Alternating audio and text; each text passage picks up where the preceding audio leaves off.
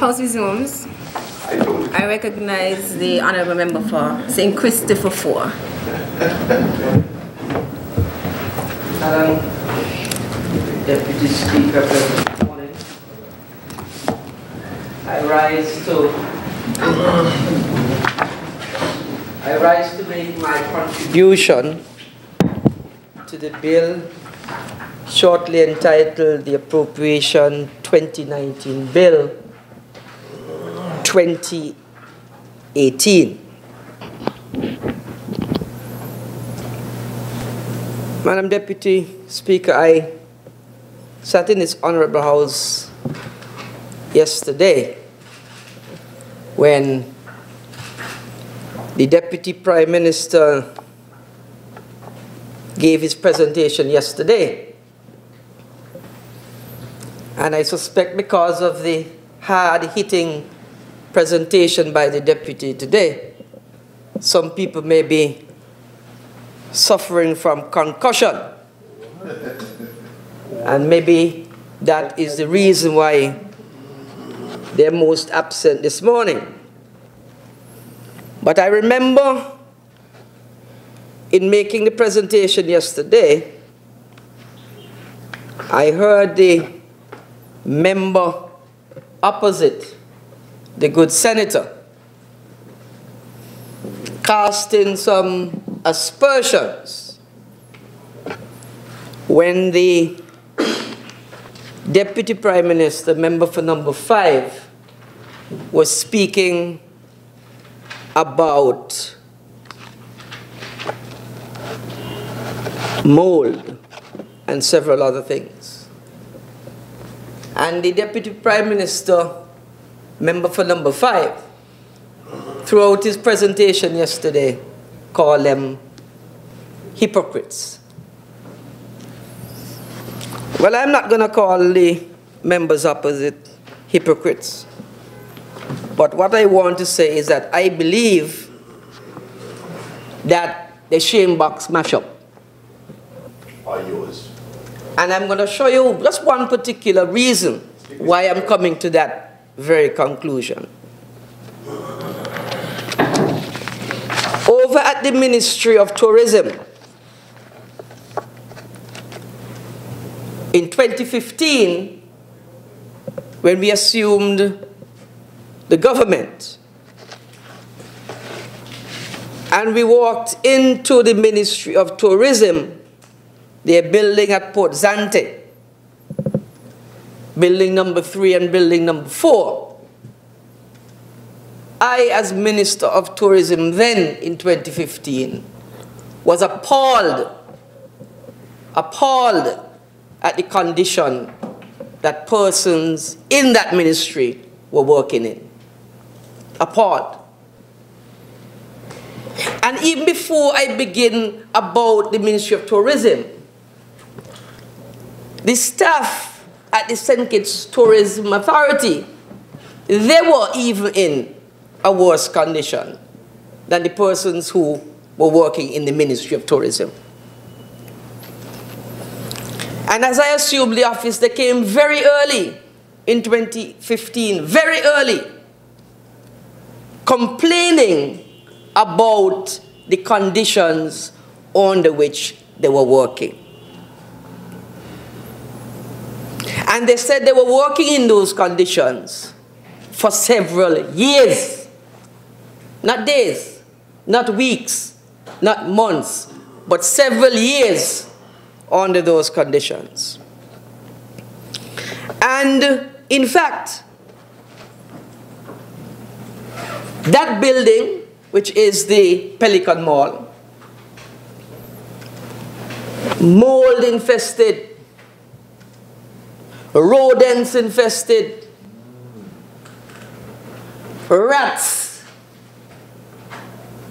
And they even told me that the place was so bad that kittens, a cat got kittens in the roof of that building that they had persons working in. You serious? Yes, serious. When was that? On the day watch. On the day watch. There's a cat and all. Cat and all, get kittens in the offices that people working in. I call them the moldy government. Are they get cat kittens in your house? The moldy government. Is it moldy government? Moldy government. And so very early in 2016, this government secured the funds to begin refurbishing the Pelican Mall. And by November of 2016, we had refurbished the offices for the Syndicates Tourism Authority. And I can tell you today that the staff of the authority are happy, they're grateful, because they're now working in a clean and proper environment.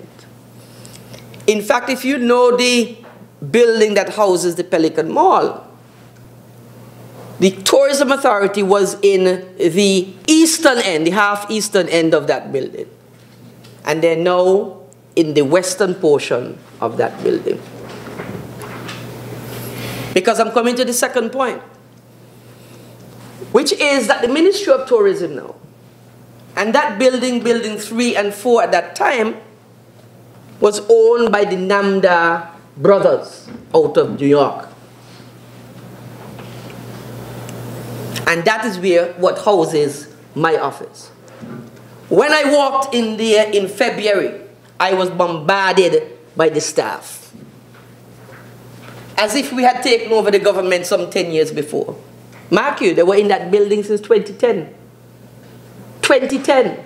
In fact, before that, 2008. And what was their problem at the Ministry of Tourism? Their problem was that they were working in conditions deplorable for years. And the minister then wasn't doing anything about it. Minister then? Ricky Skerritt, the senator. Oh my gosh. Wasn't doing anything about it for years. I have a letter here. 5th October 2010. Since the 5th October 2010, the permanent secretary of the ministry acted, Patricia Martin, writing about the problems. And when we took the office in 2015, the problems still were persisting. That's the Cairo government they had. And now they want to talk about this government. This government is cleaning up the mess that we would have met. And here is the acting permanent secretary. A number of the ceiling tiles have been damaged. There's leaking in the area of the trapdoor where the trapdoor is located. We continue to have a lot of water in the central corridor due to heavy rains. Our main fax machine, a Canon fax phone 8740, suffered damage on the weekend of August the 30th. They were consistently losing documents. As a matter of fact, when I took possession of that office, there was an area going down the corridor, Madam Deputy, that when you look up, you see the sky, a hole in the roof. And those are the conditions you had people working under in the Ministry of Tourism. Mold all over. Well, it is true. Some people were having challenges, medical challenges, because of that. But I didn't bring the mold in the Ministry of Tourism. When I got there, I met the mold. They were having challenges, and I understood that. And I appreciate they brought it to my attention. And I have to thank the member from number 10 for giving me the opportunity to at least be able to have them in that ministry, because they said they were being affected by this mold. Remember, I just reached, you know. I just reached in 2015. And so, Minister, I thank you for taking them. Taking the problem.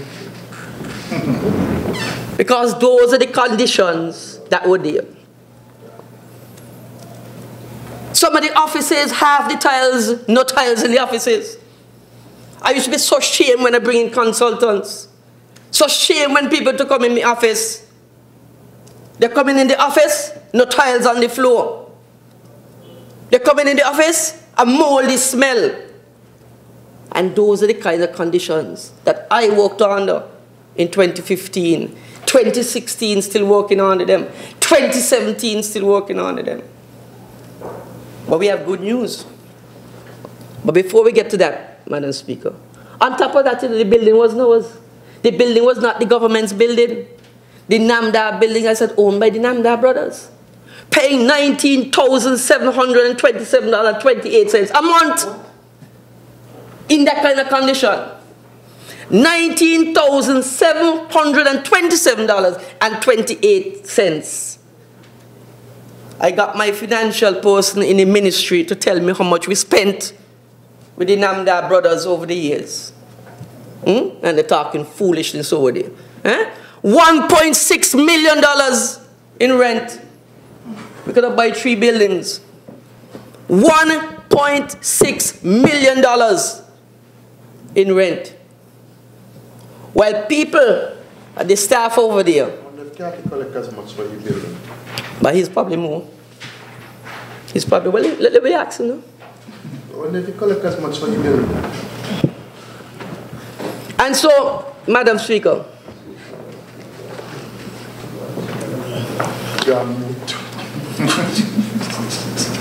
even before we started the refurbishment of our building, we had to do a steam cleaning job. Because I decided, look, we have to move from the NAMDA's building, paying $19,000 rent, and fix up the other half of the Pelican Mall for the Ministry of Tourism. So we set aside about doing that. And I made a submission to the cabinet. The cabinet agreed, said, yes, look, let us find the money, because it will be money well spent. But before I get to that, I stopped paying this $19,000, you know, because I demand that the government's money, the people's money, will not be spent like that.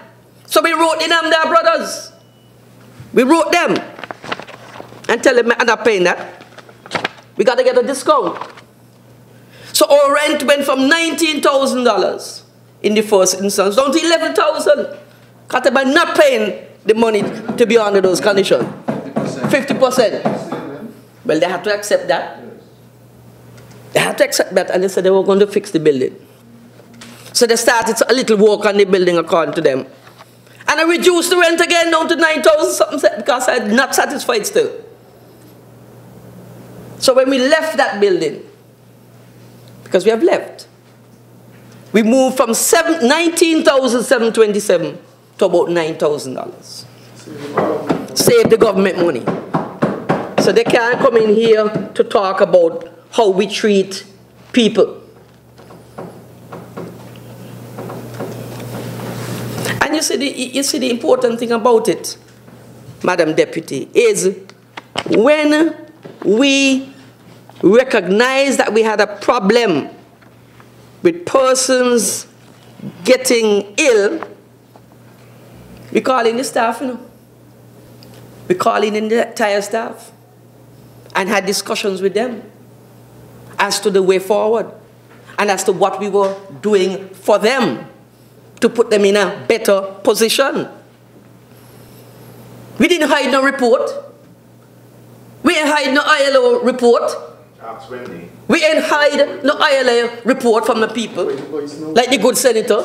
Never hide the report. We discussed with them because we brought in people from the Ministry of Health. I believe the 20th of August, 17th July, sorry, 2017. They gave a report. And we discussed this report with the staff and said, look, these are the issues that we have. We have challenges. But we're going to make sure that we create the enabling and the proper environment for you. Give us a little time to work on it. They said, sure, we're going to do that. Because here is the report dated the 17th July 2017, under the hand of Alex Riley. He says, on Thursday, the 6th July 2017, I made a visit to the above-mentioned government office, which is the Ministry of Tourism, located on Port Zante. The purpose of the visit was to investigate a number of complaints made by the workers who are occupying the building, which they said appears to have molds due to the fact that it is leaking in several different areas. I don't even remember if I said, Madam Deputy, that when rain come in, we had to pull out several buckets. Bucket here, bucket there, bucket everywhere to catch the water from the leaky roof. And this is Alex Riley talking about. He said, upon carrying out my investigations, the complaints appeared to be accurate. The edifice is a two-story concrete building with stores occupying the lower section, with the Ministry of Tourism on the top level. During the inspection of the building, a number of defects were noted, and they are listed as follows. The ceiling of the building showed evidence of water leakage in the following area. In Minister's office or in my office? That bucket too? Bucket. Sometimes I had to pull out the umbrella so I don't get too much wet. That's how much rain was coming in there. The permanent secretary's office, the hallway, Daniel Taylor Williams and Alistair Williams' office, the storeroom, the kitchenette, the bathroom, general office paint on the walls were deteriorating. Ceiling tiles in some areas showed signs of water seepage. A musty odor was evident throughout the entire building. One member of staff with whom I spoke with is asthmatic and was placed on a special pump by her doctor. This is the conditions that we're living on, working under. This is what I meant. But I'm happy to say, Madam Speaker, that this government recognize that we have to put people in decent offices to work under good conditions. And we have fixed up the space at the Pelican Mall now. Beautiful offices. I want to invite the senator down because he appears to be either sleeping or living somewhere else. Because yesterday he was speaking about why we don't build an office for tourism on the aquifer. But one time we don't have to build it on the aquifer because we have our offices already. So you could come and see the new offices, the good offices that you have staff now working under, not what they were accustomed to working before. So I would say that and leave that there, Madam Deputy.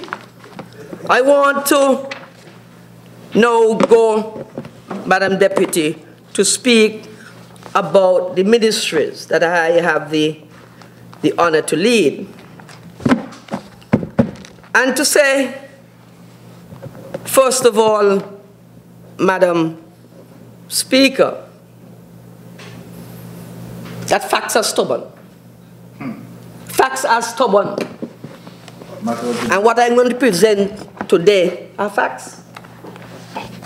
The naysayers on the other side of whomsoever will have to take the facts. They're not mine. They are the facts. And whatever may be your wishes, whatever may be your inclination or dictates, whatever they are, they cannot alter the state of the facts and the evidence. Can't. Cannot. So I'm going to begin, Madam Speaker, by saying that the tourism industry is moving in leaps and in bounds. There is no denying that. The year 2018 has been a landmark year in the annals of the history of tourism in Syndicates and Nevis. Say it again, man. Landmark year in the annals of the history of tourism in Syndicates and Nevis. Up to that, Kathy. Okay, let's speak next time.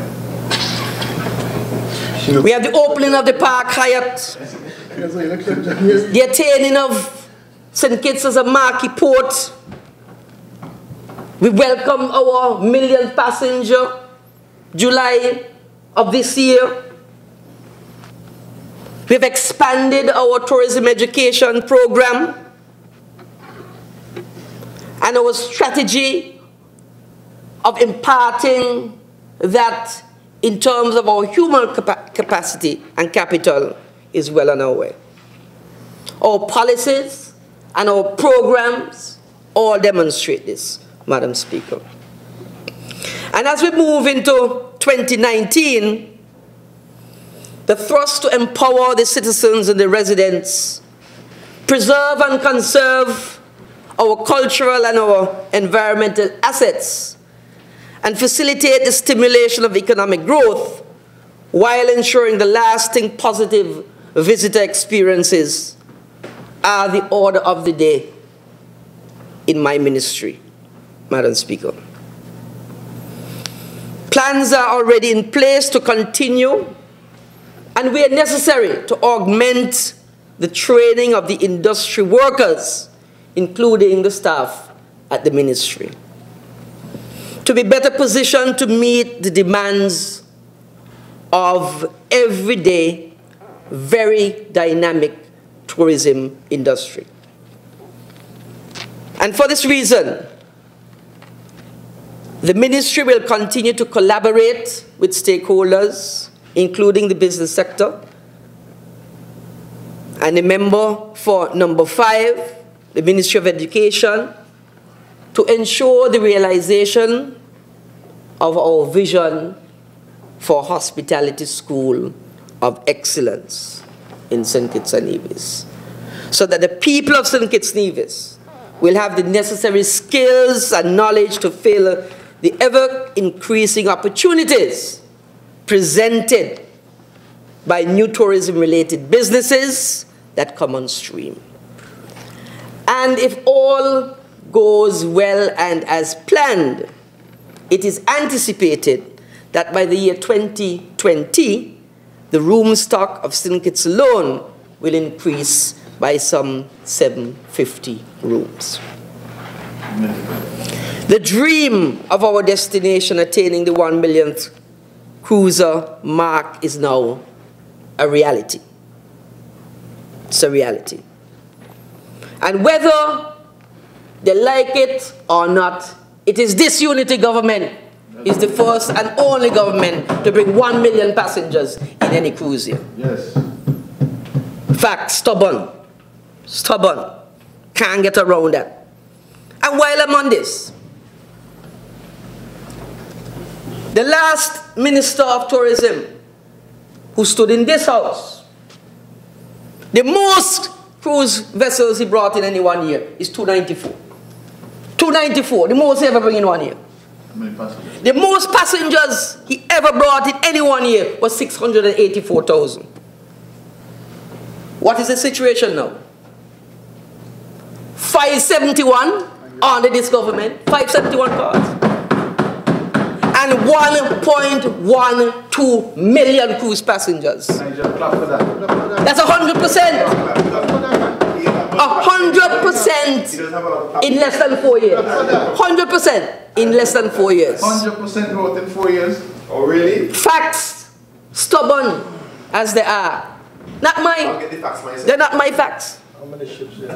I want to dig down into my sheet. Let me drill down into the sheet so that, because I want to make sure, I'm going to give you the exact figures because You can't be happy. Facts. I'm telling you. 638,000 passengers, 269, the most under the Moldy government. The most. 294 cruise ship cars, that's them. Look at the graph. The graph tells the story. The trajectory is correct. Make sure Nigel's the It's right. He's a mathematician. 1,112,866. Tell them that's not mathematics, eh? That is a real mathematics. And so, Madam Speaker, we have to continue the thrust as we are doing. Keep focus, stay on track. Because it's already anticipated by the World Travel and Tourism Council that by the year 2028, which is just 10 years from now, 9 years basically, the total contribution of travel and tourism to employment in this federation would be a whopping 9,000 jobs in comparison to, as it is now, 6,500 jobs. This represents an increase, an annual increase of 3.6% from the year 2018. When that rate, Nigeria will build a second house for rent. Absolutely, absolutely. Put it on what this thing called. What did you think going on? When you rent in your houses and B&B. B&B. Thank you. Airbnb. Put it on Airbnb. Put your house at Airbnb. Madam Speaker, further, it is expected that direct contribution of tourism to the GDP will be some 8.9%, representing $306 million.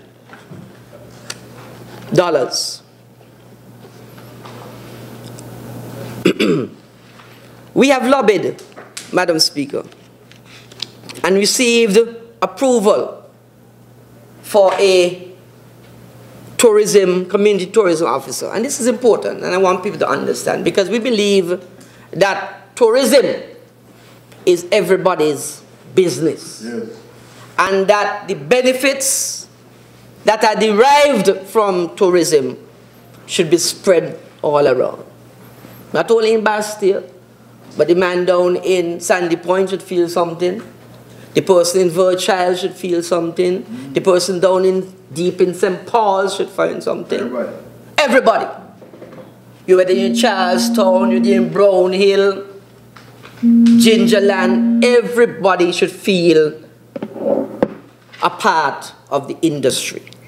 And as a result of that, we have employed the community tourism officers to start to go into the rural areas to see what we can do to enhance the industry in these areas. So for example, Madam Speaker, we've trained about 40 persons in the Old Road area.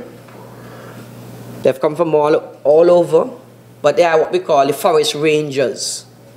So when the persons have to go, when the visitors come and they have to go into the hills, there's a forest ranger with them, providing opportunities for persons all across St. Kitts and Nevis to be able to be part of the industry. When we have to look at the impact of tourism, it's very, very important. Very, very important.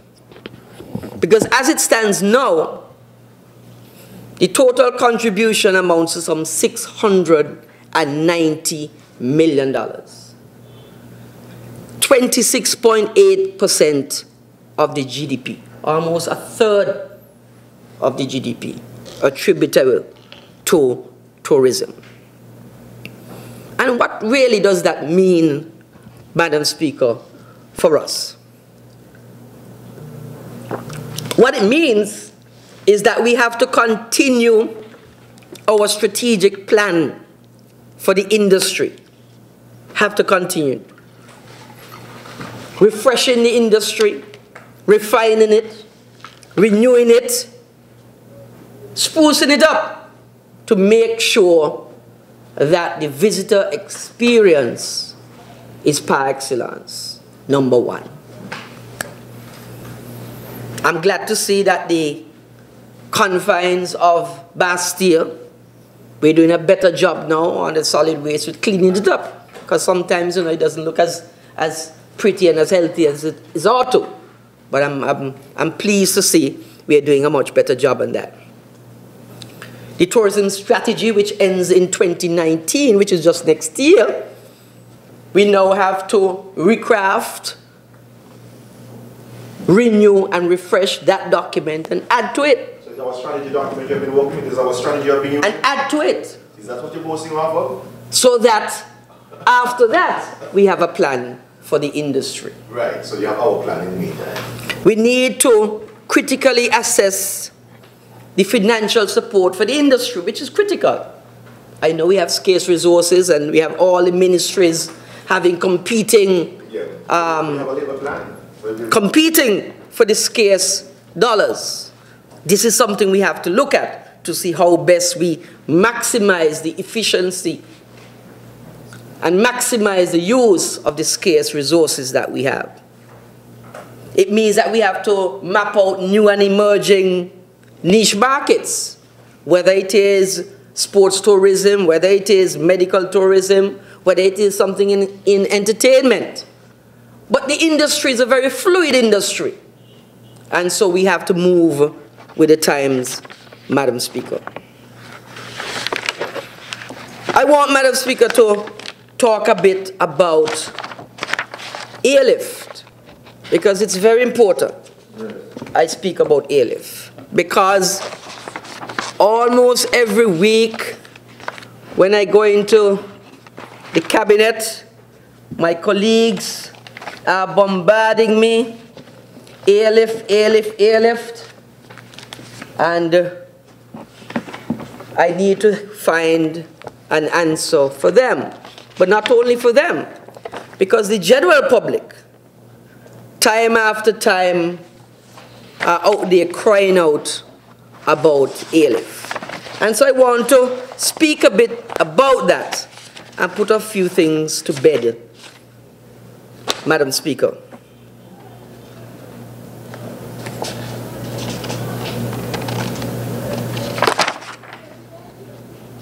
Madam Speaker, first of all, I want to say, because I've heard it bandied about on the airwaves, that we are paying subsidies to airlines and a number of misleading statements out there. So I want to put those to bed today. And to say that the government does not know or has ever paid this government, any subsidies to carriers in the Federation.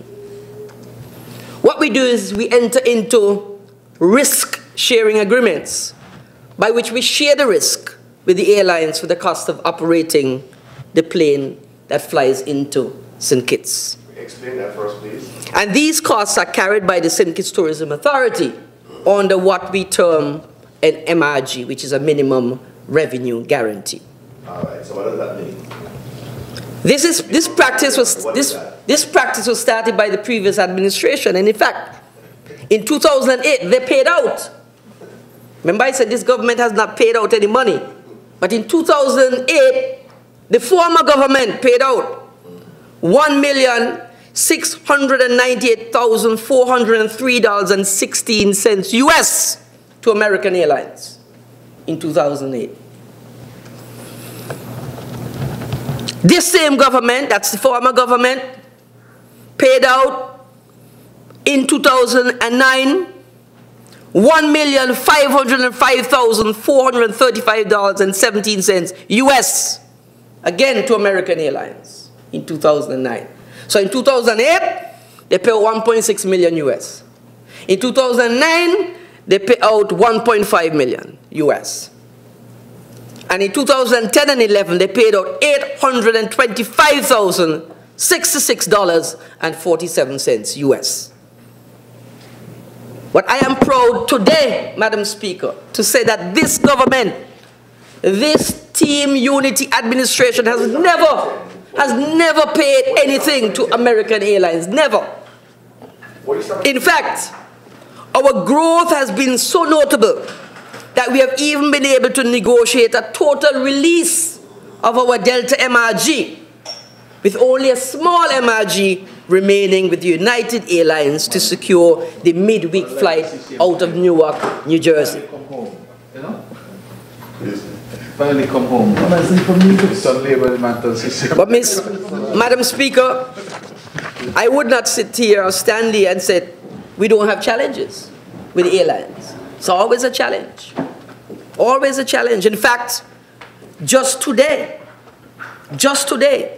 I signed off on the agreement for Sun Country to fly from Minnesota direct to Syndicates starting December the 22nd. New airline, brand new.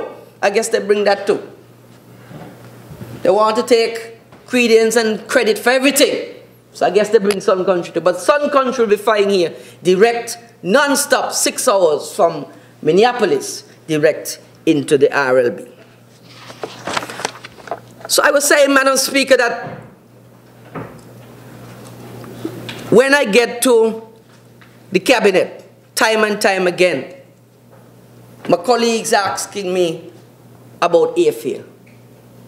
Bombarded week after week about airfare. What about airfare? We have journeyed to all of the major airlines, more than once a year, twice a year, to speak to them about the cost of airlift. Because it is not only my cabinet colleagues, but the wider public who are concerned, rightly so, about the cost of airfare. Because right now, if you want to fly to Miami, I don't think you could get to Miami under $1,000. It's $1,100, sometimes it's $1,200. And at a bad time, it's like $1,800.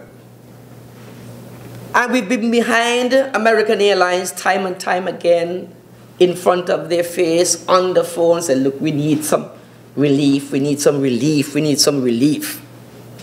And I want to say here today, Madam Speaker, that we have gotten the relief. We have finally gotten the relief. I guess they're going to take credit for that too. We have gotten the relief. And what is the relief? The relief is, and don't take it from me, as I finish speaking, people can go on the phone and check the price if they want to. Maybe somebody might want to fly this afternoon, I don't know. But you can check the fares as of March 2019. We are now going to have a base fare into Syndicates of $517. Prices down more than 30%. So it's cheaper to go back to medical now? Absolutely. Whereas who wanted to go once cannot go twice. Cheaper to go back to now. So it's $517 base price. No. Madam Speaker, I don't want anybody to miss the point. That is what the regular fare is going to be.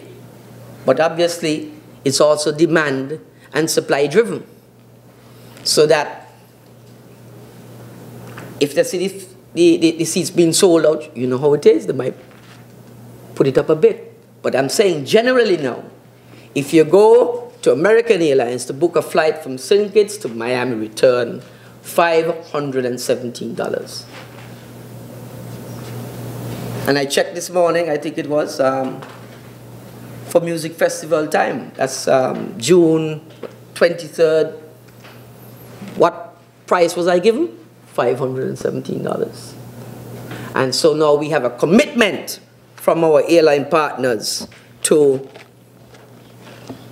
for reduced airfare coming, because that has always been a burden, not only a burden for the general population of Syndicates and Nevis, but a burden on persons who want to visit Syndicates and Nevis. So I'm happy to say that this morning. Madam Speaker, this year we are achieving significant progress in airlift arrivals. We recorded an 11.8% increase system-wide and an even greater 16.8% from North America, which is our largest source market for the first 8 months of 2018 as compared to the very same period last year. For the month of March alone, arrivals increased 29.6% system-wide and 45.5% from North America over March of 2017. Delta has added non-stop service to Syndicates from JFK on Saturdays and from Atlanta on Tuesdays from mid-December through March, complementing the carrier's existing non-stop service from Atlanta on Saturdays.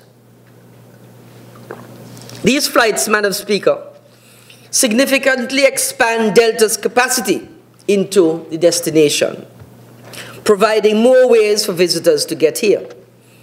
In addition, American Airlines added a second daily non-stop flight to Syndicates from Miami on Wednesdays, increasing our twice daily service 5 times per week. And for the first time in the island's history, Air Canada will serve Syndicates for a full 6 months for the 2018-2019 peak season. The non-stop Saturday flights from Toronto will operate from November the 3rd, 2018, so it started already, all the way through April 27, 2019. In another historic first, United Airlines will fly a second weekly non-stop flight from its New York hub at Newark Liberty International Airport to Syndicates, complementing the carrier's existing Saturday service. These new midweek flights will operate on Wednesday in peak season from January the 9th through March the 6th, 2019. And as I said before, most recently, Sun Country Airlines will offer their non-stop flight on Saturday in the peak season from Minneapolis' hub on December 22nd, 2018 through April the 20th, 2019, a total of 18 operations. Madam Speaker, in terms of the cruise sector, I should say the proof of the pudding is in the eating. The results are there, front and center for persons to see, Madam Speaker. You would recognize, Madam Speaker, that just December the 11th gone, just a couple of days ago, we welcomed to Syndicates the largest, the biggest, it's a monster cruise ship into Syndicates and Nevis, Symphony of the Seas. And Symphony of the Seas is going to make 13 calls this season, this 2018-2019 season, 13 calls. That ship alone is going to bring 88,140 passengers to our shores. Again, Madam Speaker, you would have recognized that we had our millionth passenger. Never did it before in history of this country. 1 million passengers in any given cruise year. July the 16th, 2018, Freedom of the Seas. Unity working well. Country moving. Country in the right direction. And that is what they don't like to see. Because they recognize that once this happens, they have a chance on earth in the next election. She doesn't want to. Ricky what? Ricky in love with her? Madam Speaker, we are the only destination in the OECS to be able to do 1 million passengers. And that is phenomenal. Facts, stubborn facts. I go down there on the port. Oh man. I go down on the port. Primate vendors bubbling. The hair braiders, the Alarab, the taxi operators, the taxi men, all of them smiling, big smiles. They're happy. And let me tell you something which is quite evident. I was on the port just last week. I was on the port last week speaking to a young taxi driver. You know, more than 30, probably 20-something. If he's 30, early 30s, not more than that. And I usually, you know, engage them in conversation. So I said, boss, how did they going? He said, well, let me tell you something. For me, And this was about 12 o'clock the day, 11:30, 12. He said, well, you know, I don't make $1,200 for the day, so I comfortable. Hear that? 1,200? $1,200 he don't make for the day at 11:30. Wow. Things going good. He said, country running good. Keep it going. I like to hear that. I like to feel that. Because what we're doing in this government ain't fossil. What we're doing for this government is empowering the young people in this country to go from one height to a higher height. That's what we're doing. So I like it that when you give a young man an opportunity, he performs and he say, thank you. We're not giving you a handout, we're giving you a hand up. Exactly. That is what we're doing, empowering our people. And that is what we work 24/7 to do. Working for the people to make sure that their lives are better. And when I look at the Bray report, Madam Speaker, and the Bray report is an economic impact report. It's a report funded by the FCCA, the Florida Caribbean Cruise Association, where they look at 35 jurisdictions, all in Mexico, Antigua, St. Martin, St. Thomas, you name it. They assess the 35 jurisdictions to see where they rank. Where they rank, how much the spend is, that kind of thing. And when you look at the Bray report, facts again, stubborn. Stubborn, you know. Where Syndicates rank? We did #1 for crew spend in the entire jurisdiction. Up 45%. Crew, we ain't talking about the passengers, crew spend. How many jurisdictions? 35 jurisdictions, #1. Number one. Who's #1? Syndicates Nevis. Facts, stubborn. Can't defend these here. Can't refute them. They're not mine. It's the Florida Caribbean Cruise Association thing. Passenger spend up 22.1%. How we rank on that? Number what? 1. Syndicates Nevis again. Facts, stubborn. Can't get around them. And I want to come to the overall spend because it is important. Our overall spend per passenger went up 22.1% to $135.94 US. What does that mean? Last cruise year, we got 1.1 million passengers. And I did the maths. It means that according to the report, that 1.1 million passengers would have put 149,534,000 US into this economy. How much was the number there? 149,534,000 into this economy. US. A total of 403 million EC dollars in this economy. What fun money? Facts. Facts. Stubborn. And you know the beauty, Madam Speaker, about these monies? I'll tell you the beauty about these monies here. Because we're #3, we're ranked #3. #1 is St. Martin. #2 is St. Thomas. #3, Syndicates Nevis. But the beauty about this here is that when they drill down in the report, although St. Martin and St. Thomas are ahead of us, and we are #3, we are better #3. What do I mean by that? A better #3. In St. Thomas and in St. Martin, the bulk of the spend is in jewelry, cameras, watches, those kind of things. Which means the 20, 30, 40, 50 stores. It's just like down in Port Zante, the 20, 30, 40 stores. That's where the bulk of the money is spent. In Syndicates, nothing to argue so. Where the bulk of the money is? The bulk of the money is independents, which are the hair braiders, the primate, the scenic railway, the taxi drivers, the taxi operators, the Alarab vendors, those people, which means that our money is trickling down. Yes. It's like what? Trickle-down economics, I used to call it, Reagan? Yeah. Trickle-down economics. The man down on the street getting a feel of the money. As it should be. As it should be. As it should be. And so, it augurs well for us.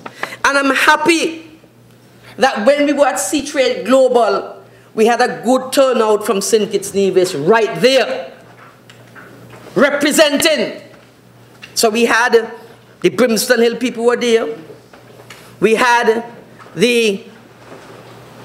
we had TDC Tours there, we had Scasper there, we had Carambola there, the Scenic Railway, we had the Lil Warren there, we had Moshina Kramer there, so we had people out there representing. And I want to say, Madam Speaker, that these numbers just don't come like that. They don't just drop out the sky. These numbers come from building relationships. That's what it's about, because this is a business. This ain't mean taking up a phone and talking to somebody on phone. No, this means going right up by the office and engaging them. That is how we arrive at these numbers here. And so, we would have met top executives of Carnival Corporation. Top executives. Arnold Dollar, who is the CEO, top man. Just last month or the month before, I would have met with Mickey Harrison. Which team you own? Which basketball team you own? Harrison. Miami, what you got Miami one? The basketball. Well, you got Miami. Yes, they know the owner. We engage them. We engage them twice a year to say, look, don't forget Syndicates and Nevis, this is what we're doing. This is what we're improving on. To make them or to understand that Syndicates and Nevis, we're always working to improve. I mean, look around Bastille right now with improvement. I got to get my good colleague member for number one. Look how we got the place looking and the roads. That is what we're doing. Building on infrastructure. I mean, when you drive up 4th Street, no, I think I'm in New York City. Well, I thought I'm in New York City when I drive up 4th Street. Place look good. Good. Last night they nearly caused an accident. You see? I get frightened. I'm telling you. Can't take clap for that. Think good. That had 2 accidents. I mean, when I drive in now from Bastille going home, I feel so good. My car like it gliding. Oh, yes. Roads them magnificent. Oh. Thank you, member for number one. Roads sweet. Roads sweet. We might have put speed bump on the main board, don't we? Because man gonna be just flying, and we want the drivers to be careful. Especially in this Christmas season. Be careful. But we can't help it. We just doing good things. No wonder Nigel no one And, Madam Speaker, we make sure that when we speak to the persons in the industry, right now it's 2 things I'm talking to them about, Madam Speaker. 2 things, which I want. I want us to find a way to put some product, whatever it is, or 2, on those ships. And I've been speaking for them for the last 3 years, getting them acclimatized to the fact that I want to see a Syndicates Nevis product on them cruise ship. Speaking to them for the last 3 years. I got a product I think they're going to take soon. But I want to say too much yet. I easing up. Because you know how these big companies are. There are a lot of food safety rules and all kind of things. So we have to get past a hurdle. But every time I speak to them, I say, I want to see a product from Syndicates and Nevis on your ships. The second thing I talk to them about is that I tell them, I want to see our people trained to get on those ships.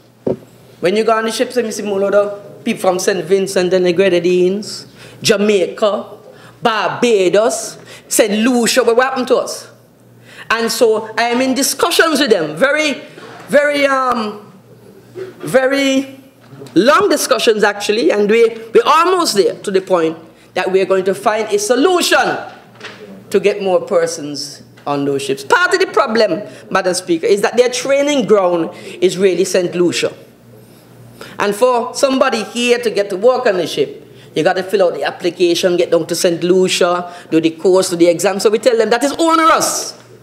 That is onerous for people who want to get there. And so we're trying to find a way to get around that, Madam Speaker. I want to touch, Madam Speaker, on our yachting industry, which is not so well known, but it is gaining strength, Madam Speaker. And for the 2017-2018 season, Christophe Harbour would have recorded over 5,000 overnight stays at the marina. Some 40% growth in the average length of visiting yachts, and a 20% increase length of stay.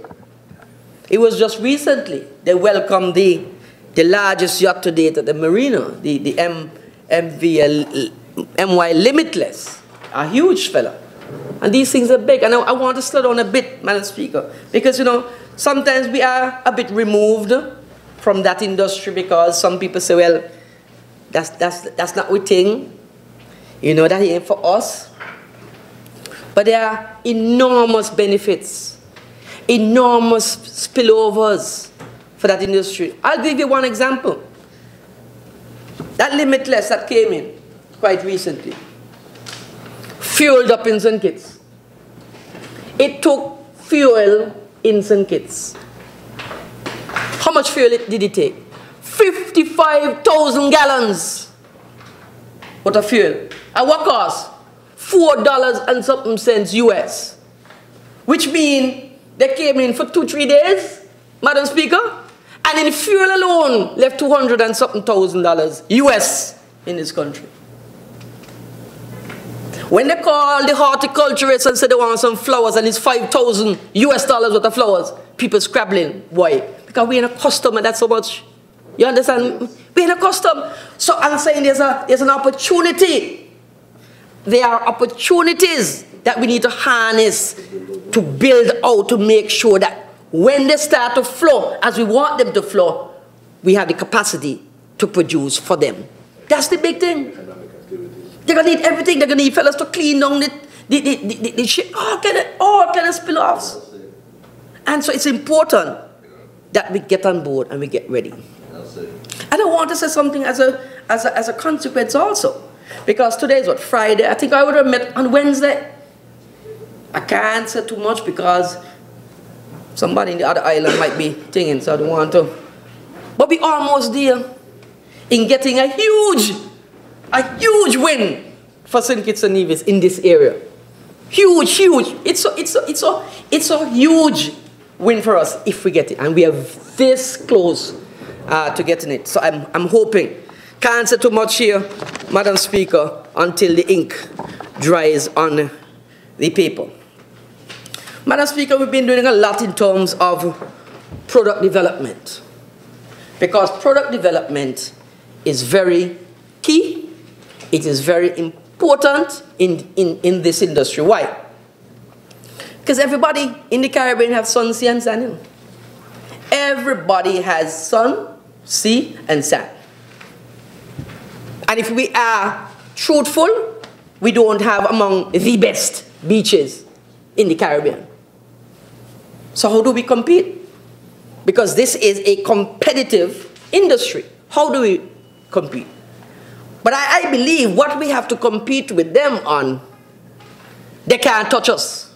Why can't they touch us? Because the visitor today is a very discerning visitor.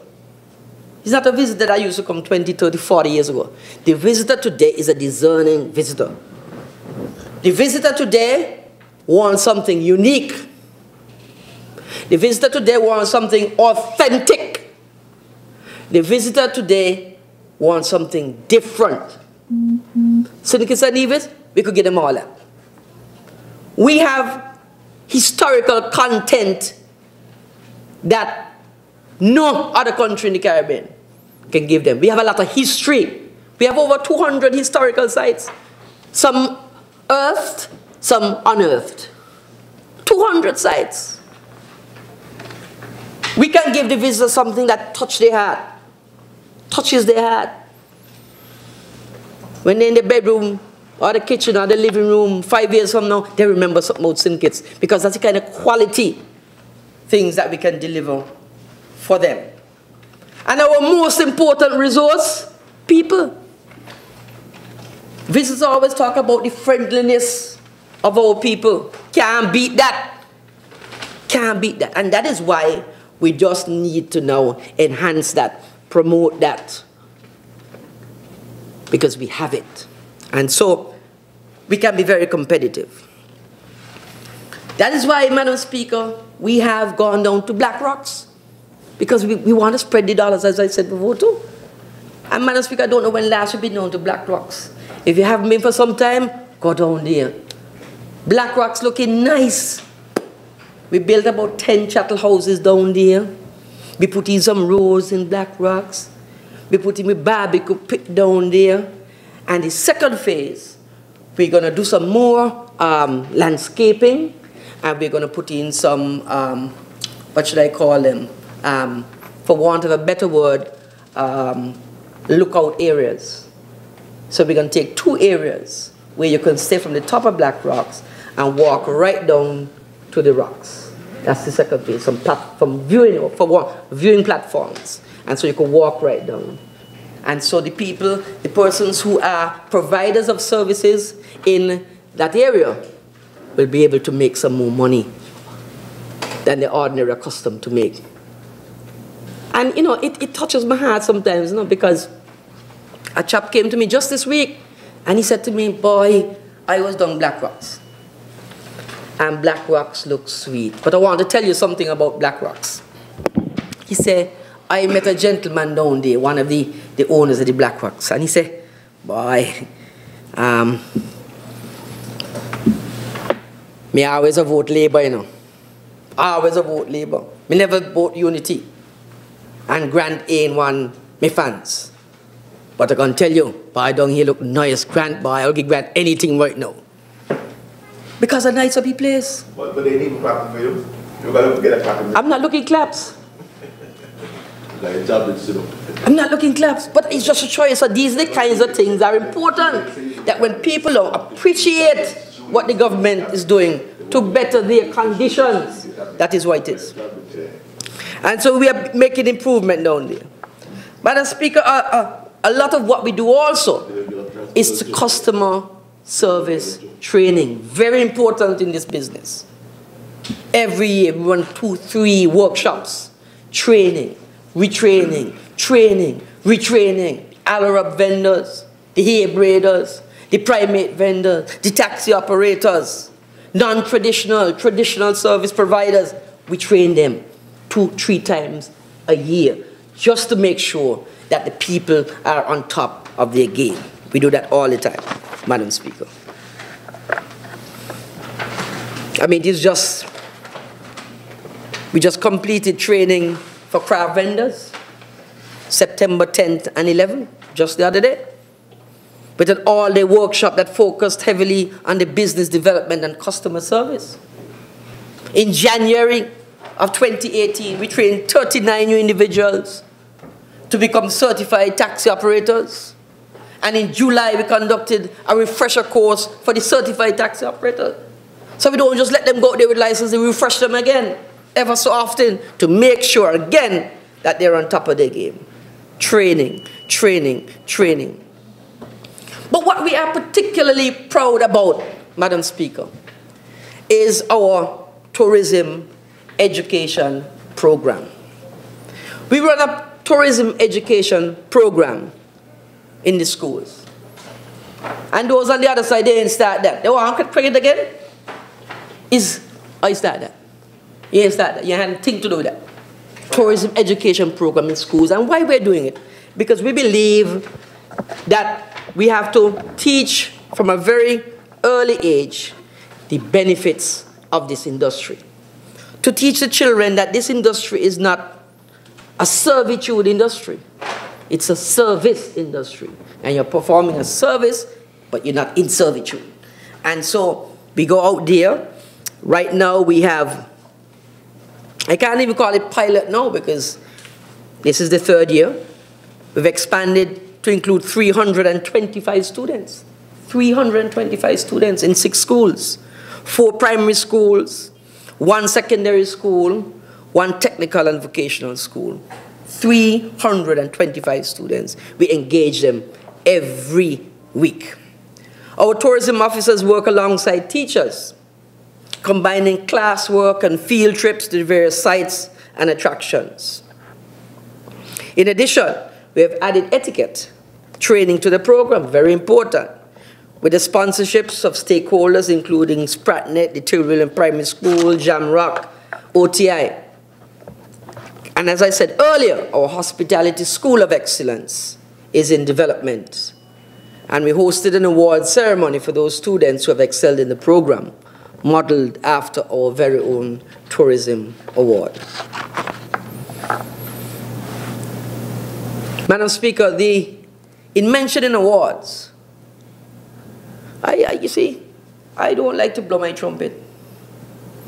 I prefer when people blowing the trumpet. You don't? For me. Or if they're not blowing the trumpet, it means that I got to work harder. It means that I have to work harder. If Labour lost in 2015, and you ain't work a little harder, you're going to stay there. But actually, whether you work harder or you work harder, you're going to be there. Whether you work harder or you work harder, you're going to be there. You're going to be a senator. You're a senator for life. You're a senator for life. Because that is where you're going to remain. And so, I brought something here. You know, only Caribbean again, you know. We always doing things. It is the 2018 Travel Weekly Magellan Award. No other Caribbean island but Syndicates. We're always in the forefront. Always in the forefront. Always in the forefront. Because our people perform. Our people produce outside of the box once they are comfortable and once the government is giving the necessary support that they need to give. Madam Speaker, I want to say to this Honorable House that the future for tourism looks bright. But tourism is not all, Madam Speaker, that I have the privilege and the honor to have conduct over. But before I go to the next area that I wish to, I just want to make reference to something which to my mind is very important. Because it's been said time and time again that we having a music festival and no accounts, and whether or not the music festival is providing what we need it to provide. I'm speaking, Madam Speaker, because I'm looking for a particular document which I don't have at hand.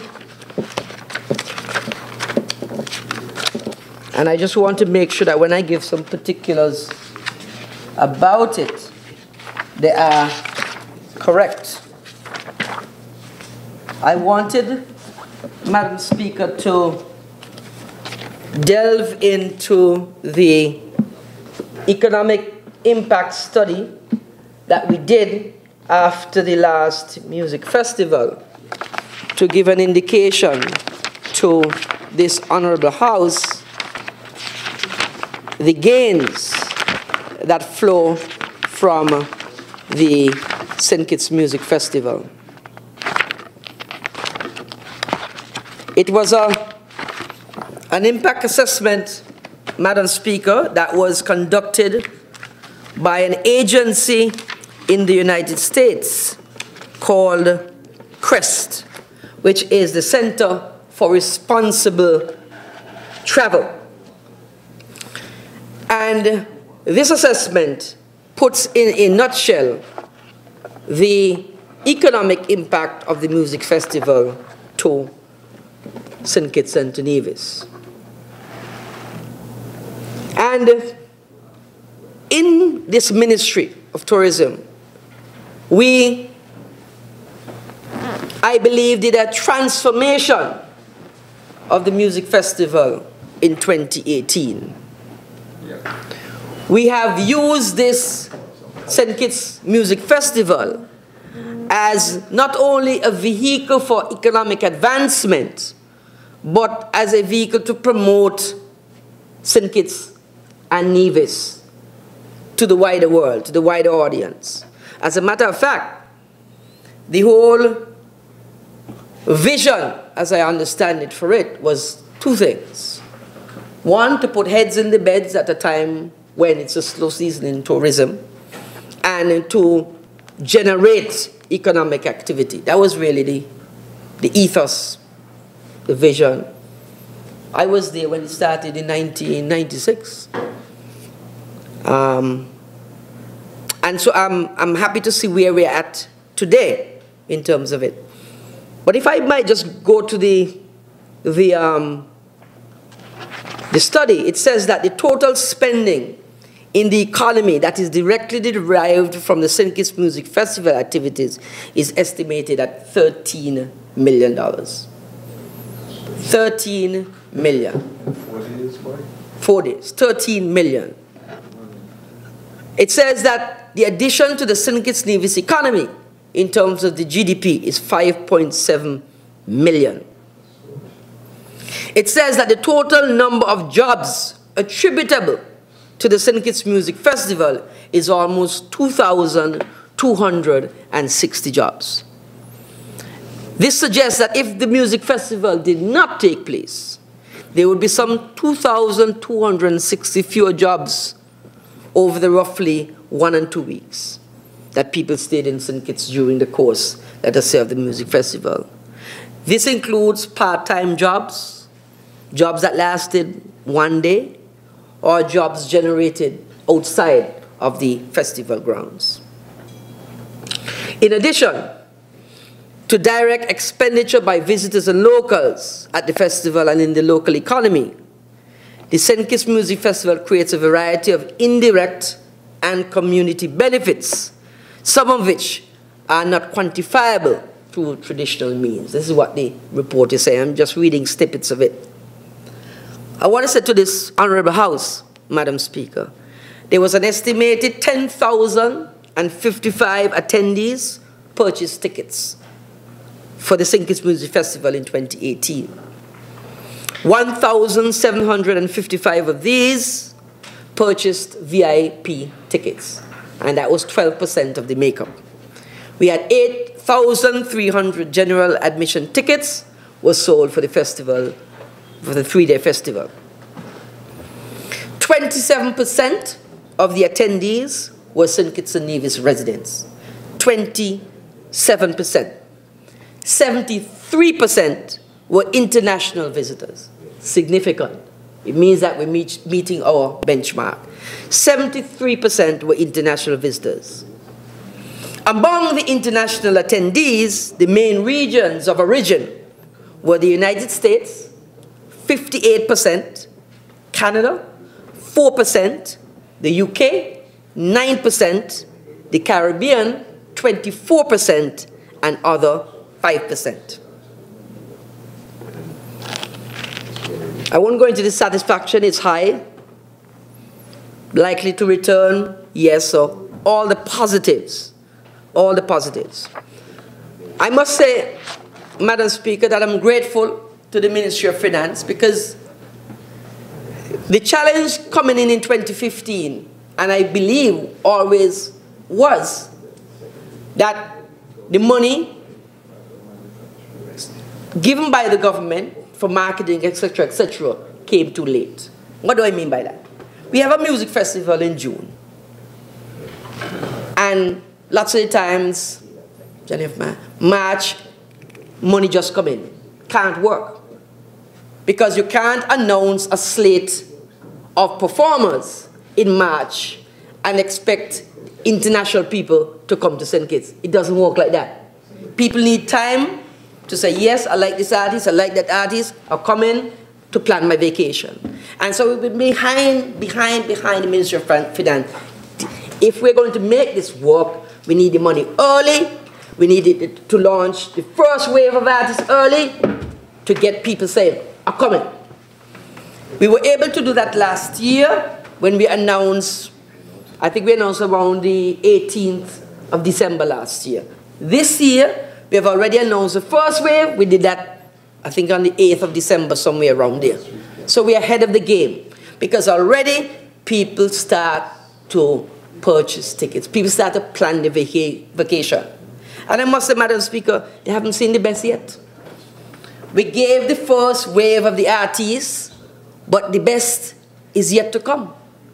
And I'm telling you, when we announce the next wave of artists, we're going to have to find planes and hotel rooms for people. And people might think it's a joke. I see the honorable representative over there like laughing. I will tell you. I will tell you. For the last music festival, we had difficulty finding hotel rooms. People couldn't find all the hotels were full. Don't take it from me, actually. All the hotel rooms were booked. Couldn't get a room, you're right. And I remember speaking to my honorable member, couldn't get a room. That was as a consequence and a direct result of launching early and giving people the opportunity to get their tickets and book their flights, etc. early. We have 2 fast ferries between these. And you know, Nevis supported us very well. Came over in thousands in the droves. And so we expect that this year, well, next year may even be a better year for us. Madam Speaker, I want to move from there and quickly move into the other area, which is the Ministry of International Trade, Industry, Commerce, Consumer Affairs. And Madam Speaker, may I ask how my time is going? I have no idea. Started at 10, about 10:55. So about 10 minutes? 15 minutes? Okay. Yeah, about 10, 15. Thank you, thank you. So,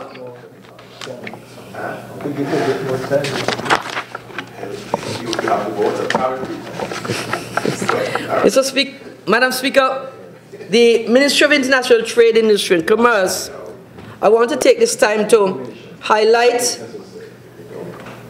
a few key areas under this ministry. The Department of International Trade, the 2018 accomplishments, and basically look at what we consider to be the work plan for 2019. This ministry, Madam Speaker, is an all-encompassing ministry with a mandate that is built on the overall sustainable economic development. Every sector and every industry are covered under this department. In fact, international trade is to be thanked for being the major player in facilitating businesses across our borders. From the goods and the services you see coming in, from where revenue is collected or goods and services going out, where our nationals are paid handsomely for the businesses supplied in the markets all around the world. Indeed, Madam Speaker, I have the Herculean task, I believe, to treat with the myriad of trade-related issues in a fast-paced, dynamic world.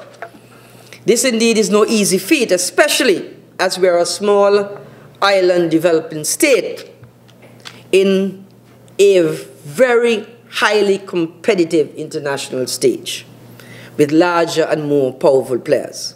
Nonetheless, Madam Speaker, we continue to forge ahead in the interests of our people, recognizing the potential benefits and gains from participating in the various trading arrangements. I want to first touch, Madam Speaker, on the Syndicates and Nevis Brazil Guyana partial scope agreement. It's been like a thorn.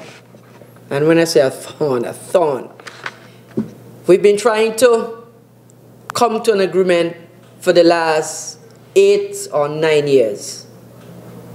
And as of today, we still have not arrived at a solution that's amicable to all concerned. However, I must say we are closer, Madam Speaker. It has long been recognized in the OECS and even, I dare say, Caricom, that to stimulate economic trade, and we need trading agreements and arrangements. And so we have taken the lead trying to ensure that any opportunity that arises, whether regionally or internationally, are made available to our citizens. And one such opportunity, Madam Speaker, is this work to try to finalize the Syndicates, Nevis, Brazil, Guyana partial scope agreement. And this agreement, Madam Speaker, would allow businesses in the enclave industries and trade sector to trade with Brazil at preferential rates. This will be significant because it means that if we are able to secure the opportunity to pierce the Brazilian market at preferential rates, it will inure to the benefit of the businesses on the industrial side, and at the end of the day, the thousands that work on the industrial side. And we know that this industrial site is one of the largest employers in the country, some 1,500 persons, the majority of whom are women. And this sector, Madam Speaker, contributes to some 8% of the overall gross domestic product, the GDP. And so the Syndicates and Nevis Guyana partial scope agreement, it's in its final stages. I can't say that. It's in its final stages. Happy to hear that. Yeah, finally. It's been a long time. It's been a long haul. And so we are in the final stages of deliberation, and upon completion, it has the potential, Madam Speaker, to increase employment by some 5%, thus creating further growth and development in that sector. I want to touch slightly on the Syndicates and Nevis Coalition of Services Industry, the SKNCSI. We would have launched that, Madam Speaker, sometime in July of 2017 to further bolster the services sector. And it's important that we do this. Important because over the last 2 decades, the expansion of world trade in services has been a powerful engine of economic growth. Cross-border trading services now represents more than 20% of international trade, with services accounting for some 60% of annual flows of direct foreign investment. The service industries are a major source of innovation and provide an essential infrastructure for trade in goods. They are critical to improving the economies of developing countries, thus we must ensure that our people are and remain competitive in this light. The services sector is one of the largest growing sectors in Syndicates and Nevis. And it accounts for over 80% of our GDP. The Coalition of Services Industries was established to build a larger, stronger institutional base to enhance the capacity and the competitiveness of the citizenry that falls within the scope of this sector. And it's important that all our service professionals take advantage, as they would be positioned to work with the government to identify market access priorities in trade negotiations, whether it's regionally or internationally, as well as to contribute to a domestic agenda that strengthens services in trade and export opportunities. I want to touch also Madam Speaker, on the European Union Caricom Economic Partnership Agreement. And with the advent of the European Union Caricom Economic Partnership Agreement, my ministry, Madam Speaker, continues to provide the avenues for citizens of Syndicates and Nevis to access both regional and international markets. This year, we would have partnered with the Caribbean Export Development Agency to host 2 workshops, one regional and one on the national level. The first of such was leveraging the EPA. This workshop brought together some 50 persons from a cross-section of service providers, from musicians to accountants, consultants, agro-processors from across the Caribbean.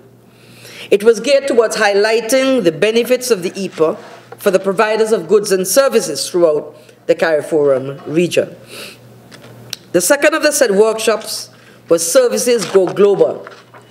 This is a highly interactive training workshop which was geared specifically towards entrepreneurs in the service industry with the potential to export their services. It is important, Madam Speaker, that we understand the intrinsic value of the EPA, and we must encourage our nationals to foster linkages with European companies while supporting local service export capacity, which in turn will develop high-value global networks. Madam Speaker, within the same vein, we have committed to continue to work with the Syndicates and Nevis Chamber of Industry and Commerce. The ministry, we are conscious of the importance that this symbiotic relationship has for the economic advancement of the country. And to ensure that the CIC's interests are reflected clearly in crafting and negotiating a policy that would have an impact, whether directly or indirectly, on the private sector in Syndicates and Nevis, we have created the Development Corporation Enterprise Development Division, which is charged with the responsibility to have direct interface with this sector. We have committed ourselves to monthly meetings with the CIC in efforts to know what the concerns of the CIC are and how we can intervene while providing updates on policy matters regarding its membership. Madam Speaker, it's important that I bring to the floor the work of our ministry that has been undertaken at the Caricom level as it relates to the advancement of micro, small, and medium enterprises, MSMEs. The MSME sector is a critical pillar of economic development with clear potential for harnessing continued growth and development. Thus, we must ensure that when we craft policy on the regional level, the impact is felt by all our nationals. And so officials from the ministry have been engaged in talks as it pertains to the finalization of the Caricom Regional Micro, Small, and Medium Enterprises Policy, as it has been recognized that the MSME sector makes a significant contribution to the economic development and advancement of the region, and therefore must be systematically advanced. The MSME's policy has noted that a vibrant MSME sector means 1, more equitable distribution of wealth, greater development of skills, a better utilization of resources, and the development of appropriate technology, and a key source of employment for women, youth, and the rural poor.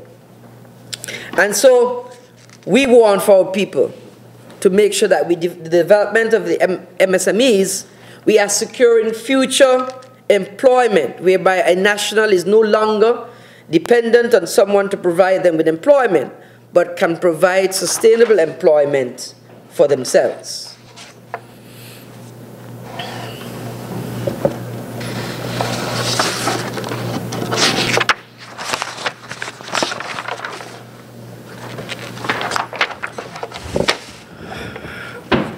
Madam Speaker, given our commitment to ensuring the success of the regional integration movement, the government remains steadfast in advancing in its advocacy of the Caricom Single Market and Economy, CSME, and the Organization of Eastern Caribbean States, the OECS.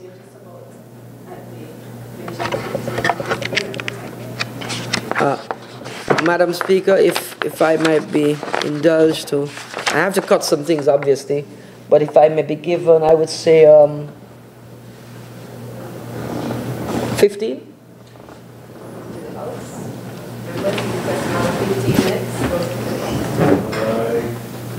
Those against? The ayes have it. Thank you. Madam Speaker. I just want, Madam Speaker, briefly to touch on the CSME because it's an important issue. And then I think I will end with one other thing. While we strive to be... Your government talk long. Talk long and talk hard and talk last. Your government talk long. I can't like we hearing. While we strive to be the model for best practice, Madam Speaker, as it relates to free movement, please allow me to place on record, and this is important. It's important, Madam Speaker. While we strive to be the model for the best practice as it relates to the free movement of persons within the region, please allow me to place on the record of this Honorable House the need for syndicates and nevies to become better equipped in preparing our nationals to take advantage of the opportunities and the benefits of free movement. We see it on the other side. We see it on the other side. We now have to make sure all people are equipped to also go the other way. There are currently 10 categories of wage earners who are eligible to move on to the CSME arrangement. These include university graduates, artists, musicians, sports persons, media workers, nurses, teachers, artisans with a Caribbean vocational qualification in CVQ, holders of associate's degrees or comparable qualification, and household domestics with a Caribbean vocational qualification, CVQ. Yeah? And the Honourable Member says they will be adding three more. So we have to ensure that our people become just as equipped as those who come in to make sure that if necessary, if we want, we also can go out. Because it's a very impacting and fluid situation that's evolving, Madam Speaker. We recognize the importance of certification as part of the arrangement in the Caricom free movement process, and as such, we must ensure that our nationals are not left behind. And so, Madam Speaker, the Federation of Syndicates and Nevies is filled with a plethora of skilled persons. On a daily basis, we see our beautiful young women decked from head to toe with beautiful artwork in hairstyles, nails, items of clothing, and even footwear, all created by our young, talented citizens. And Madam Speaker, if that is not enough to have us make that push to get our people certified, then what is? So we have to get a push for certification. And allow me then to bring to your attention a proposal addressed at the most recent Council of Trade and Economic Development, quoted, to broaden the household domestic category to encompass a wider scope domestic skills. This is problematic, to say the least. And that is why I'm saying all people have to step up to the plate in terms of certification. This proposed expansion will include 1, domestic cleaners and helpers who sweep, vacuum, clean, wash, and polish, take care of household linen, purchase household supply, prepare food, serve meals, and perform various other domestic duties. You recognize where this is going, Madam Speaker. 2, workers who provide routine personal care and assistance with activities of daily living to persons who are in need of such care due to effects of aging, illness, injury, or other physical or mental conditions in private homes and other independent settings. So, Madam Speaker, the foregoing sends a clear signal that we must ensure that our nationals are certified in order to be able to become competitive and be given a fair chance at opportunities presented via the free movement. No longer will word of mouth be accepted when seeking employment in these particular areas. And I reiterate, Madam Speaker, our citizens must not be left behind. They must not be allowed to be placed on the sidelines because they lack the credentials, providing that they are skilled at what they do. And so, Madam Speaker, I have given a commitment myself to this task, to this undertaking, to ensure that our people must not be marginalized in the country of their birth for the other regions. And we have to be very careful about that. I will skip this rest, Madam Speaker, and in the interest of time, to say, Madam Speaker, that I have given certain commitments, Madam Speaker, to my constituency. On the campaign trail, I gave certain commitments. We have our contract with the people, which is our manifesto, and we are steadfast to our contract with the people. And my contract with the people of New Guinea, all the way up to challengers, is pretty clear.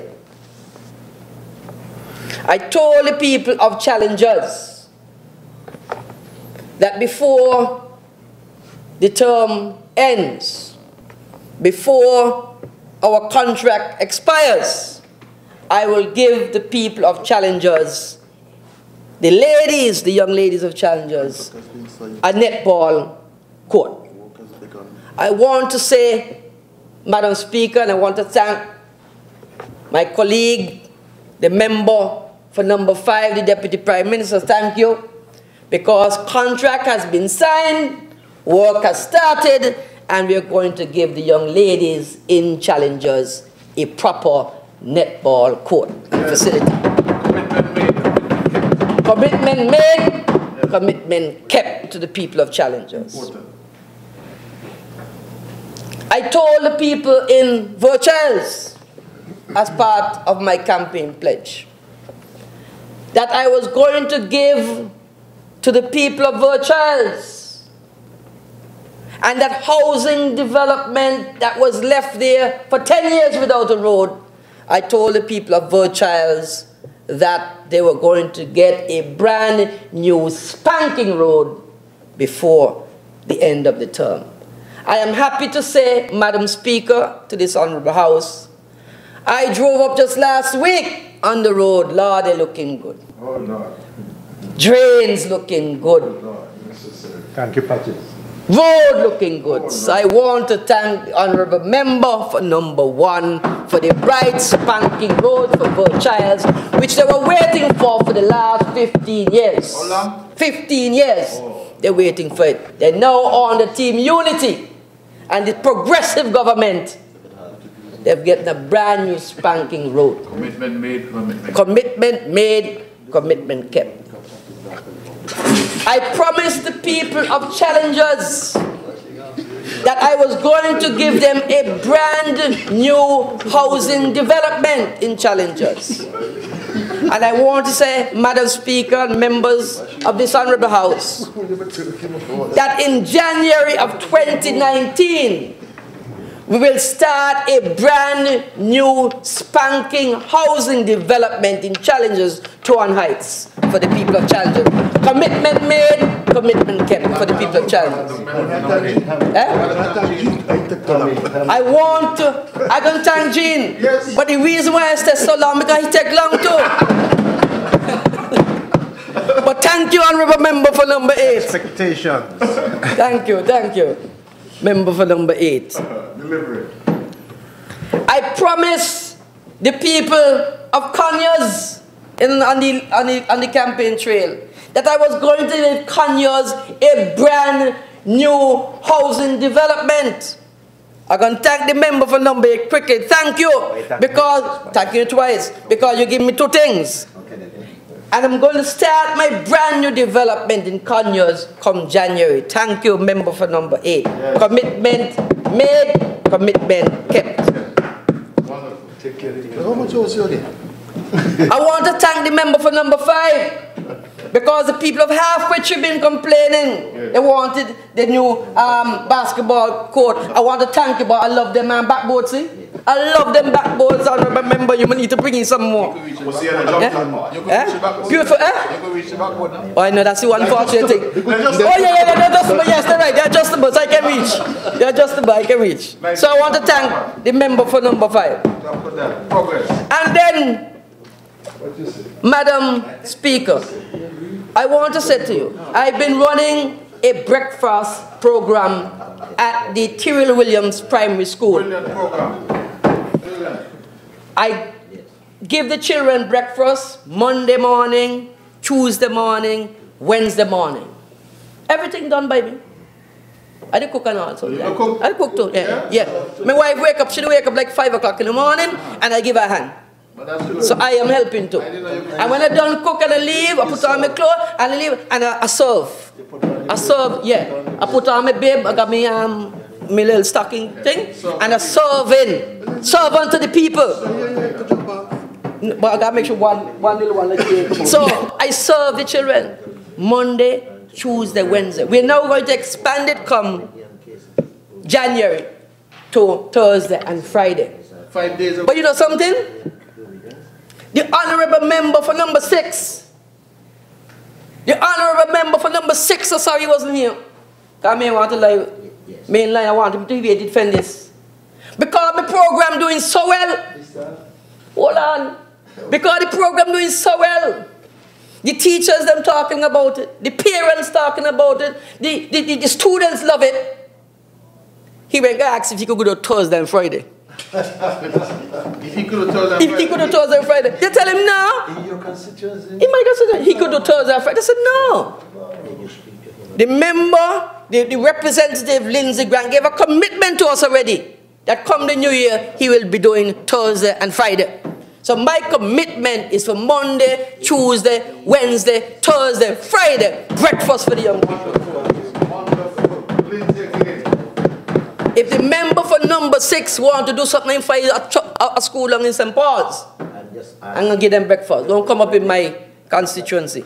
I also run, Madam Speaker, a program called HAP, Homework and Reading Program.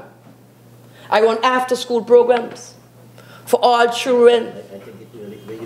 In Halfway Tree, I run it one day, I run it another day in Challengers, and another day in Old Road.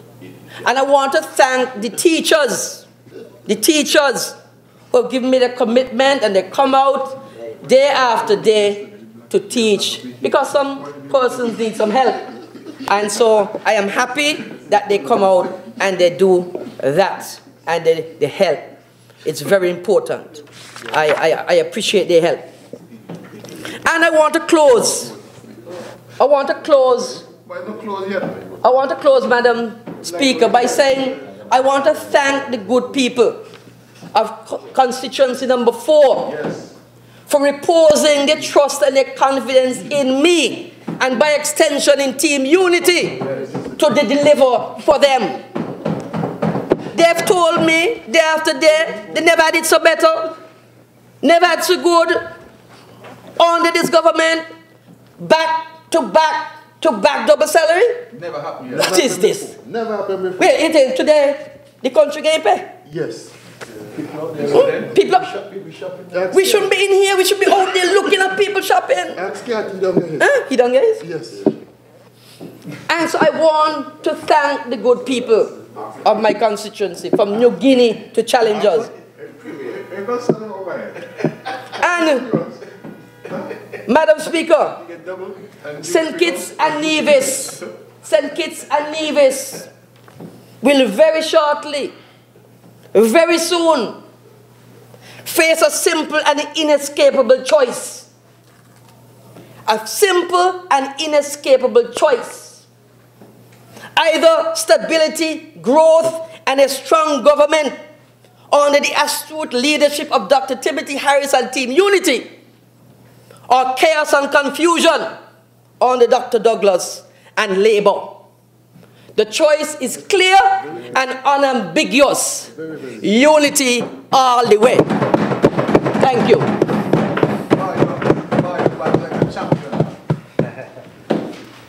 Madam Deputy Speaker, I rise. Seek your indulgence to move an adjournment until Monday at 10 a.m. in the forenoon. Madam Speaker, and speaking on the adjournment, I would just indicate that our colleagues would have the opportunity to visit our constituents as they enjoy the VAT day of the government, The force of two. and also as they enjoy the double salary. So today is a day for us to mingle with our constituents as they do that. The second reason, Madam Speaker, that I want to note for asking for this adjournment is to acknowledge that the brewery, the Syndicates breweries, has put out a release, and they're having a celebration this afternoon at 2. And if I may, Madam Speaker, they are celebrating that in 2000 they produced 400 cases of bottled drink, breweries drinks. And now in 2018, I said in 2000. Oh, 2000. Yeah. And now in 2018, they have crossed 1 million cases of drinks at the brewery. First time in history. First time in their history, and it's a cause for celebration. And this event this afternoon is to celebrate, and there's some of us, and I know you, Madam Deputy Speaker, this is right in your constituency, would want to celebrate with them this afternoon as they celebrate these achievements. So with that said, Madam Speaker, I ask that we adjourn until Monday at 10 a.m. in the forenoon. Madam Speaker, Go ahead. I would like to second the adjournment, but just to say, as the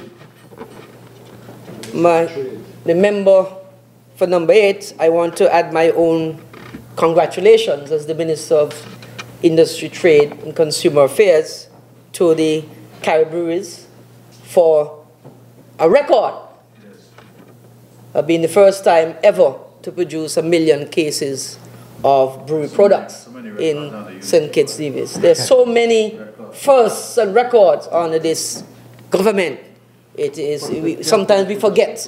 But just to add the kudos to them, they've been around for the past about 56 years, I think. They employ a significant amount of nationals, Syndicates and Nevis nationals. And so we want to celebrate with them as they go from strength to strength. We would hope that they move from 1 million to 2 million, yes, and move from employment 30 to 60 to 90 as a burgeoning industry in Syndicates and Nevis. So congratulations from the government and people of Syndicates and Nevis, and in particular my own sentiments as the Minister of International Trade, Industry and Commerce. If it pleases you, Madam Speaker.